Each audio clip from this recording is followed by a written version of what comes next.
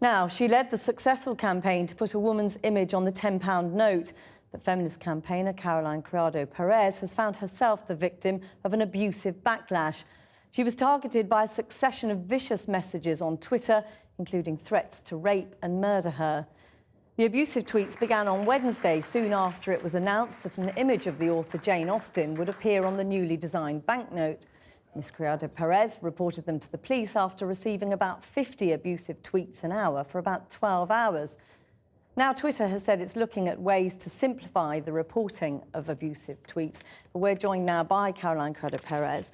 I mean, were you surprised by the vitriolic nature of the messages that you were receiving? Yeah, I was. I mean, obviously, I was aware that that women suffer from this kind of thing when they're in the public eye. But for a start, I didn't think I was anywhere near in the public eye enough. And secondly, to react like this to something that's such a small ask after all. You know, it's just one woman on a banknote. It's not even, you know, asking for 50% of female representation in Parliament or something. But do you think it is specific to women? I mean, there have been men who've complained about pretty vitriolic abuse about other things, sportsmen who get really criticised and quite personally attacked, for example, when they perform badly. That's true, but it's, for example, as you say, when they perform badly, and when women get it, it's just because they're women and just because they're speaking out. So it's not to say that other people don't get abuse, but it's the type of abuse and also the sort of meaning behind it and the desire behind it, which is to shut us up, basically. I mean, in a way, there are two slightly separate issues, aren't there? There's the really awful, potentially criminal messages that you had, threatening rape, threatening assault, and there's pretty ugly sexism directed towards you and other women. How do you deal with the fact that those are two very, very, perhaps separate issues, or not, perhaps? I don't think they are separate. I think they're both part of the same thing. They're both part of... There's a certain section of society that just really doesn't like and isn't comfortable with women speaking out, women appearing in public.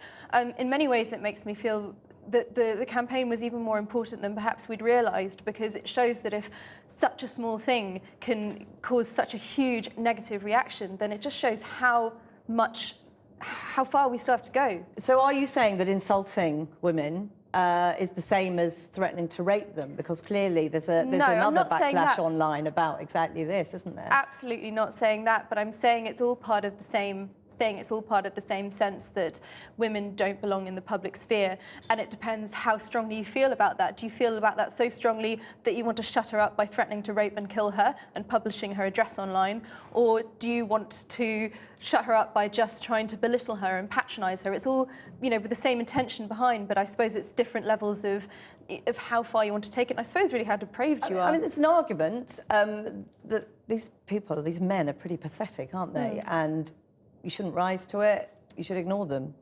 That is what people say. There is the whole adage, don't feed the trolls. But I think we have to be very specific about what we're talking about. We're not talking about trolling here. As you hinted earlier, we are actually talking about criminal activity. It is illegal to make a rape threat. Just very briefly, how do you think it can be solved? I mean, is it Twitter's responsibility? Is it the police? I don't think that either the police or Twitter can solve it overnight. It's a huge cultural shift that's needed. There are so many things that we need to focus on. But certainly the police and Twitter can be doing a lot more to protect women and to make sure that when people do make rape threats, that they get dealt with. Caroline, thanks very much for joining us this evening.